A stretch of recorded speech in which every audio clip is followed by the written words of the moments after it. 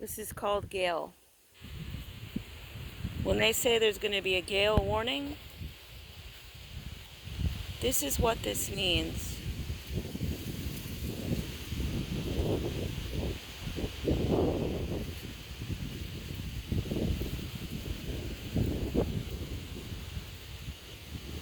It means destruction is coming to your property. It means like little tornadoes are hitting your house. This is what that means. This is how I interpret Gale. And it tends to happen for some reason in the middle of the night. Not fun, and it was stressful. The dogs seem to be getting interest out of playing with it now, but they were scared last night. Like and subscribe.